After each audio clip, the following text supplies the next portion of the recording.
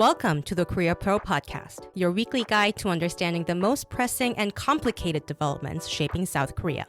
We're your hosts, Jeongmin Kim, John Lee, and Joon Ha Park of Korea Pro. Go beyond headlines as we explain not just what happened, but also what really matters and why it matters. If you monitor South Korea for work or just trying to keep up, you're in the right place. This is the Korea Pro Podcast. Hello, listeners, and welcome back to another episode of the Korea Pro Podcast. It is Thursday, September 18. It's a little bit before 5 p.m. And we started out this morning at around 3 o'clock in Korea time with the Federal Reserve deciding to cut their interest rates by a quarter percentage points. What would be the implication for South Korea? Well, for South Korea, it loosens up options just a little bit. For one thing, finally, because of the rate cut that we saw in the Federal Reserve, there's going to be anywhere between a 1.5 to a 1.75% percentage gap between the Fed and the BOK's interest rates. The BOK rate right now is 2.5. 2.5. And it's been that way since August. And the U.S. had not changed their interest rates since December last year. So it's been a long time coming. Now, the U.S., they've had some rather dismal numbers. The GDP growth rate has gone down, the inflation has gone up, and the employment has somewhat flattened a little bit. And so the Fed had no choice but to cut interest rates a little bit. But because of the Fed's decision, what this will allow South Korea to do is that this will essentially weaken the dollar just a tad. If the dollar is weakened, what this would allow, for one thing, it will make energy imports cheaper for South Korea. And this will free up a bit more capital for South Korea to really invest in semiconductors and AI and green technology that the Lee Jae-myung administration really wants to pursue. So that's the good news. But just slightly though, right? Just slightly.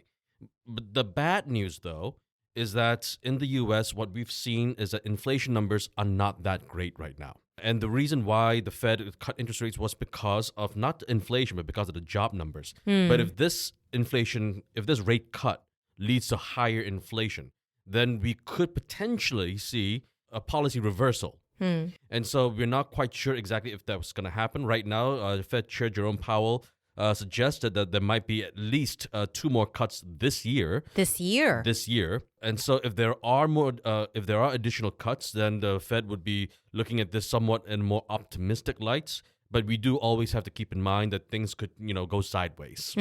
How's consumer spending, how's consumer sentiment and job rates exactly is going on in the U.S.? In the U.S. right now, the consumer sentiment and the job rates are not that great. It really depends on whom you're asking, though. If you're asking Donald Trump, he's saying everything's rigged. But if you're asking the labor statistics, they are looking at, I think, 35,000 jobs that were created in August. And so that was a lot lower than anticipated or hoped for, at least. And Jerome Powell essentially just said that it's because of the tariffs. And so we're already seeing these kinds of disagreements between the Federal Reserve and the White House. But of course, we've seen Stephen Moran, who is a very close economic advisor to Donald Trump, confirmed by the Senate to become part of the Federal Board of Governors. And so we can expect to see a lot more White House influence on the Federal Reserve, which, undermines the entire autonomous sort of thing that central banks are supposed to have. Independence, right? The reason why I'm asking that is because a lot of we're going to talk about tariff, but it's kind of linked in this era to domestic public sentiment in the U.S. And is that impacting public sentiment about jobs and everything at all? The thing about the U.S. is that it's such a polarized country that it really doesn't matter what any public official says. People are going to be looking at it through their extremely polarized lens. And so some people are convinced that this is because of tariffs. Some people are absolutely convinced that these numbers are rigged and that this is part of the deep state that's trying to undermine the Trump administration's economic agenda. And so I don't think there is really any credible way to really gauge the American public sentiment. I see. Before we move on to tariff, I did want to ask you, are there any updates since last Thursday when it comes to the raid in Georgia and after workers returning to Korea? There have been some developments over there. What we saw was that I forget his exact title, but a U.S. official from the State Department, Deputy Secretary of State, one of the deputies anyway. His name is Christopher Landau. He came over to South Korea and he expressed regret over what had happened. And so that is a positive signal from It's like Washington. quasi, I'm sorry. We are but never not... going to get a full-on apology from the White House, not especially from the Trump White House. But this was the closest thing to an apology that we're going to get. So this was a positive step, but that's rhetoric. What we really need to see is actual policy changes on visa. On visas, and that has to go through the Senate. And we're not actually quite sure if or when that will happen. And until we actually see concrete steps that are being taken, even if the governments themselves are sending positive signals to one another, the businesses are going to be still hesitant to send people back overseas to the United States. Have the constructions all halted after the raid? We don't want to use the word halted. They have been delayed. So far, I believe it was either Hyundai or LG that said that the construction has been delayed by 2 to 3 months. LG. But again, that will really depend on how quickly that the U.S. is able to move on the visa front. Because they do need to go back to actually work on it again, right? Pretty much, yeah. Let's move on to tariff. Seoul is assessing potential fallout from Mexico's plan to raise import tariffs on countries without a free trade agreement. Well, this was a biggie. Yeah, it was. Now, let's be fair. Mexico has not actually imposed these tariffs yet. In fact, there's not even a detailed plan as to what they're going to do. But they said it. So far, it's the Mexican government said that they are considering imposing 50% tariffs on countries. 50% tariffs on automobiles and textiles and things of that nature on countries that does not have an FTA agreement with Mexico. And so this was the proposal that the Mexico has made. So although there's no actual move yet, that is the direction that the Mexican government is heading. And the South Korean government is aware of this. But if Mexico actually does go through with it, it's going to throw a wrench in South Korea's plan. Right, because this kind of messes up the whole plan B on diversifying the supply chain. Not only does it really throw a wrench into the diversification plan, it also throws a wrench into the South Korean government's rhetoric. We have seen not just the president, but also the industry minister and the foreign minister all making these not very subtle statements, very public statements about how America is no longer the same country that it used to be. President Lee Jae-myung said that the raid was bizarre, and these are not subtle signals. They are expressing disappointment and distrust at the White House. It's as close as swearing in political language, right? Pretty much. But with the South Korean government overtly making these kinds of statements, they're very close to burning bridges with Washington. And already, it's not just Howard Lutnick, it's also Donald Trump who's already suggested that South Korea's tariffs might go up. But with Mexican tariffs also being imposed on South Korea potentially, this is going to really throw a wrench in South Koreans' ability to conduct foreign policy with the White House, not just supply chain diversification. How does this narrow Seoul's trade options going forward? Well, okay, so good news, bad news. South Korea already has industrial plants in Mexico that are already manufacturing vehicles. And the bad news is with these tariffs, if South Korea exports directly from South Korea to Mexico, it's going to get a lot more expensive. Supply chains are going to just grind a little bit, a lot. The good news, however, is that Mexico and Vietnam are part of the CPTPP. And South Korea and Vietnam have a free trade agreement. Yeah. So the good news is that South Korea would be able to export to Vietnam so that they can export it from Vietnam to Mexico. And that's sort of the workaround. But we live in a world where we see this as a good news. But these are the sorts of loopholes that will easily get plugged by people who want to make sure that there are actual rules of origin being followed. And so this might be somewhat of a ray of light among the clouds and all of that. But if we can actually see that possible loophole, those trade experts most definitely will and will definitely try to plug it. And just very quickly, let's say that this actually does happen. What will be the measures that the companies involved will need to take immediately? Immediately, they're going to have to try to move as much of their supply chains to Mexico or to the United States before these tariffs hit. Because if these tariffs hit, we don't know. Going back to the United States said if South Korea does not invest at $350 billion, then South Korea will actually have to pay more tariffs. And that's 25%. But we don't know if it's actually going to be 25%. Donald Trump really likes to pull out big numbers out of thin air anytime he feels like it. He imposed 50% tariffs on Brazil, on India. he could very well impose those same punitive tariffs on South Korea if he feels that South Korea just, quote unquote, betrayed him. And so if we or like misbehaving, exactly, like he said about Japan.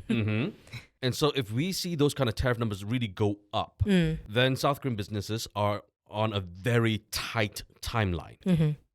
Lastly, on financial issues, capital gains tax changes. What happened here?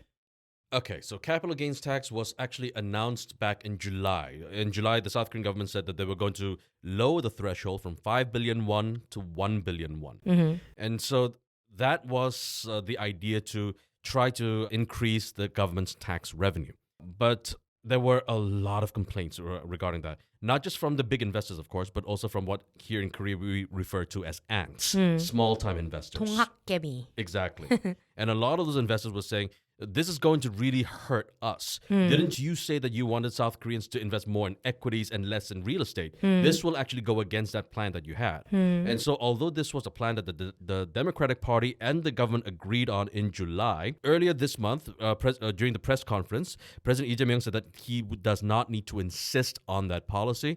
And yeah, the government walked that back. So they're going to leave it unchanged and onto 5 billion won.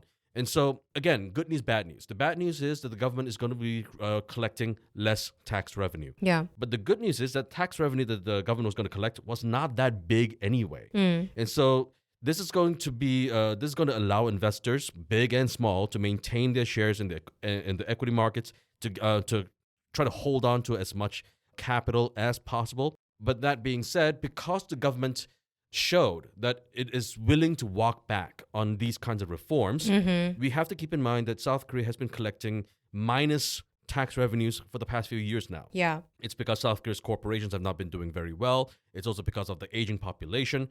But if the government cannot even impose this kind of regulation to collect, $120 million per year in tax revenues. Not such a good precedent. Then what else is the government willing to walk back on, and what will that do to this country's coffers in the long run? And the public sentiment. It wouldn't be great, right? Let's move on to more policy platform related issue, which will be the last topic of today's episode. The Lee administration formally published the 123 national task list. This involves 5 national goals, which include 23 strategies, sort of categorized into politics, economy, balanced growth, society, kind of not mutually exclusive, and then foreign policy. We will touch on just a few of them. Let's start with security. We did touch on North Korea related stuff on NK News and NK Pro yesterday. So let's focus on foreign relations overall and alliance-related issues. Let's start with what they said about alliance. Right. So the alliance was, as we expected, the OPCON transition under... They used the term transition and transfer aside from reclaim. That was interesting. Exactly. So we did see reclaim being used by the presidential office earlier in July and August when the OPCON transfer news was making the rounds on ROK media. But within the publication that the ROK government announced on Tuesday, we saw the OPCON transition, sort of that ambitious goal within the 5-year term of the Lee administration. But they still say condition-based, right? Yeah, conditions-based. So it's a matter of whether they can meet those conditions within that 5-year term, which is on the wider sort of expert scale, something that's fairly unlikely. Why is that unlikely? Well, we've got 3 different conditions. So one of those conditions, the most standout one, is a sort of strategic environment or a conducive security environment. Yeah, conducive security environment. Right. And what does that mean? Yeah. So that's the thing. That's intentionally vague, I heard, because it could be interpreted in different ways based on political will. But the other 2 things are pretty straightforward, like the capabilities part as well, right? So the first one is the capabilities part. Yeah. So South Korea's ability to lead joint operations. But of course, South Korea has, out of the 3 sort of sub-conditions within that condition... The test phases, right? So we have satisfied 2 of those 3, but of course the last one has not been met as of yet. And were there anything related to new assets or remaining assets being developed further or deployed further? Or were there anything related to, aging society and demographic cliff as well? Right. So we had quite a plethora of actual sort of building this whole elite force to have this sort of independent deterrence or more independence in deterrence from the U.S. forces or what the U.S. forces actually offer. So it did say that it would modernize the Korean three-axis system. That's the kill chain, the Korean air and missile defense, and the Korea massive punishment and retaliation. So he is using some of the things that other progressive administrations avoided making, like highlighting too much, but it was highlighted under Yoon, right? Right. Yoon made it much more explicit during his presidency. And then there's also plans to expand South Korea's own space capabilities, especially in the military front. They're trying to look for establishing a space strategy command within Lee's term, and also just commanding and also integrating these unmanned systems, so the frequent use of drones in warfare. That's probably stemming from what we've been seeing in Ukraine and from Eastern Europe, but also with the same fact that they're trying to look for next generation command and control networks for cyber and electronic warfare. So these are all overall like very similar to what Yoon used to say every year. But aside from that, were there any specific wordings related to the hot topic of the USFK purview, strategic flexibility, modernizing alliance? Right. So that's the thing. So we had quite a large focus of the alliance based on the South Korea's main goal of transferring OPCON within Lee's term. There was not really much of South Korea's position on. They didn't mention it all that much. No. Right. Strategic flexibility. So I think main thing to look out for here is just defense reform right after Yoon Suk-yeol's martial law decree. So they're trying to look for restructuring that manpower and moving beyond the sort of birth rate crisis that we're facing. Are they doing anything related to, separating a Marine Corps into like a branch? Right. So this was something that was left out of the 국정기획위원회. I think that was the Presidential Policy Planning Committee that was announced in around about mid-August, I believe. August 13. Right. So, but it was included in the final document where just going back to restructuring that manpower. So it's upgrading the Marine Corps to a quasi fourth service branch. So separate from its current sub-branch status from the ROK Navy. Right. And giving them more sort of operational autonomy, as so to speak. So for amphibious operations, and so to speak, and also expanding the role of women in uniform. Were there anything related to joint drills with the U.S.? So they're trying to expand joint drills with the United States and also with the United States and Japan. So they're trying to Again, sounds very similar to Yoon's. Exactly. So they're still going about this sort of pragmatic stance of going ahead with defense relations with the United States and Japan. Of course, as so far just yet, we haven't really seen a U.S. major strategic assets being announced for the current Freedom Edge drills that's going on throughout this week. The trilateral. Yeah. So it's something that we still have to keep an eye on. Yeah, it's reported that they're not coming this time for some reason. Were there any mention, specific, explicit mention of direction related to China and Russia? Right. So we had the document label what its policies were regarding the four sort of major powers, as they put. So the United States, China, Japan, and Russia. So China and Russia, they were looking for China first. They were looking for the sort of strategic cooperative partnership that has been pushed by multiple administrations regarding relations with Beijing. So securing China's cooperation for denuclearization with North Korea. Of North Korea. Of North Korea and into Korean relations, and also through sort of the summit diplomacy, they're trying to look for some supply chain stability and also people-people exchanges and also cultural content expansion. They all sound great, but is that actually feasible in line with what Lee recently said? And also this morning in Time magazine that the era of security for U.S. and trade with China, that is done. Yeah, the phrase 안미 경중, which translates to security with the U.S., economy with China. He's saying it ended or will end at one point. When President Lee was in Washington after his meeting with Trump and he went to CSIS to give his address, he said that was a logic that they could not continue. And yes, in that Time magazine interview, he doubled down and he said the same thing. And so with that kind of remark, I'm not quite sure how much Beijing is willing to cooperate with South Korea. Now, they already reacted with the Global Times report earlier, right? That was on the August 27th, a day after Lee Jae-myung made that statement. But just today, there was a news statement from the Global Times. This was Victor Gao, who was giving a video interview for the Global Times. And he was actually quite profusive in his praise for President Lee Jae-myung.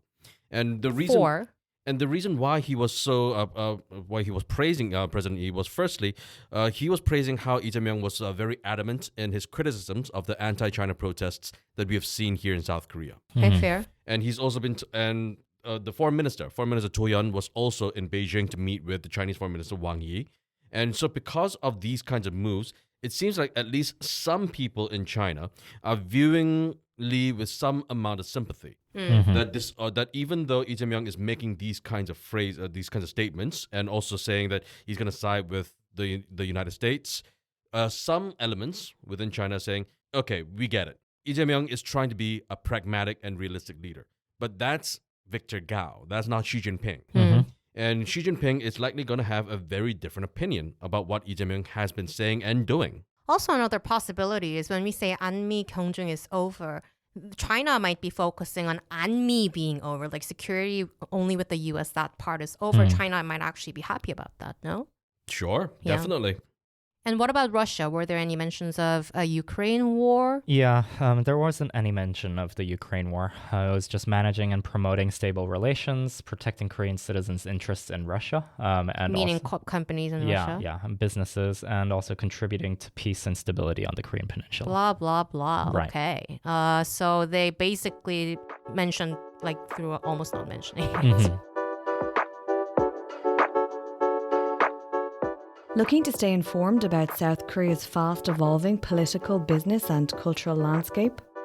Join us on Korea Pro, the go-to resource for in-depth analysis expertly curated by top-tier professionals.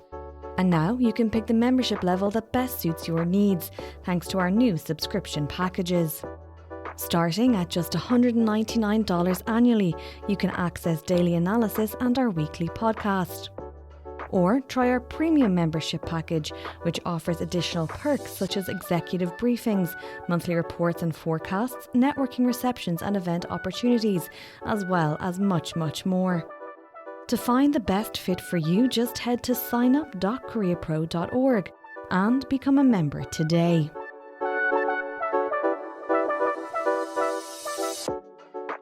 Week ahead, Lee is visiting New York next week. Right, so he's visiting New York on the 23rd. He'll be delivering a keynote speech. The presidential spokesperson said that the speech will focus on the South Korea's experience in overcoming martial law, basically, about democracy and how we did it, like sort of Lee wants to say like Democracy 101 sort of lecture for the international Revolution community. Of light. Yeah. And some of the what they call the government vision regarding global pending issues. I imagine that he will mention denuclearization issues, maybe other foreign relations matters as well. But that's about it for now. But there would be sideline meetings as well. And I believe there were reports that Ishiba will be visiting Korea afterward. Yeah, so Ishiba, there was some reports that Ishiba will be making his last sort of bilateral trip to South Korea to end his sort of term after his resignation. So bookending with Korea, that's quite symbolic, Koreans would think. Anything domestic politics related scheduled for next week? Right, so we've got the new nominee for chairman of the Joint Chiefs of Staff. He'll be having his confirmation hearing on the 24th. And all of this information will be sent to your email inbox by Monday at 2 p.m. via the Week Ahead newsletter. So if you'd like to know more, please subscribe. And if you like this episode, please rate us on Apple Podcasts, Amazon Music, Spotify, and so on and so forth. Have a great weekend. Bye. And that's a wrap. Thanks for tuning in. If you want to know more, sign up for our daily executive briefings. We'll brief you on all you need to know from the past 24 hours and why it matters, delivered to your inbox every morning. If you want to stay ahead of the curve, sign up for Korea Pro to get a full package of insights, from daily expert analysis to profiles, month in review, week ahead, and more. And until next time, I'm Jeongmin Kim. I'm Joon Ha Park. And I'm John Lee. And we'll see you next time on the Korea Pro podcast.